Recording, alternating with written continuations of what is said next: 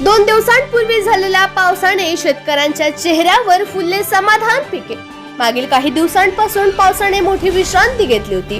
जवळपास 15 दिवसात पावसाचा थेंब सुद्धा पडला नव्हता. पावसाअभावी पिके कोमेजत जात होती. त्यामुळे शेतकऱ्यांच्या चेहऱ्यावर चिंता स्पष्ट दिसत होती. कपाशी आणि सोयाबीन पिकावर रोगाचा प्रादुर्भाव जाणवत असल्याचे त्यांच्या चेहऱ्यावरील चिंतेच्या रेषा अधिक गडद झाल्या होत्या. पाऊस आला पाहिजे असे शेतकऱ्यांसह सामान्य नागरिकांना सुद्धा वाटत होते, कारण पावसाने दांडी मारल्याने उकाळा सुद्धा वाढला होता. मागील 3 ते 4 दिवसांपूर्वी समाधानकारक पाऊस झाल्याने शेतकऱ्यांच्या चेहऱ्यावर आनंद दिसू लागला आहे.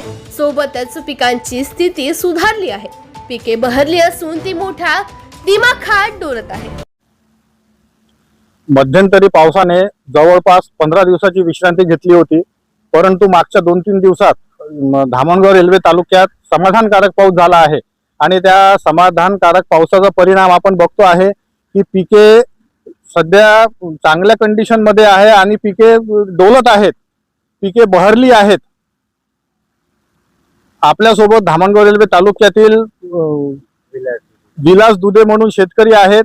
ते सध्या आपण त्यांच्या सध्या शेतावर आहोत. आपण त्यांच्याकडूनच जाणून घेऊ की मागच्या 2-3 दिवसात जो समाधानकारक पाऊस झालेला आहे, तर त्या पावसाचा पिकावर नेमका कसा परिणाम झाला आहे? चांगला परिणाम झाला आणि पिकं. मी विलास दुधे आहे, आसेगाववरून रहिवासी शेतकरी आहे.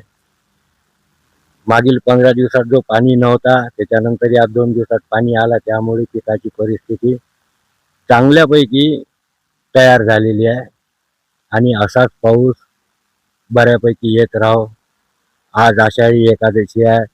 पांडुरंगाची सर्व शेतकऱ्यांसाठी चांगली कृपा हो, ही माझी अपेक्षा आहे.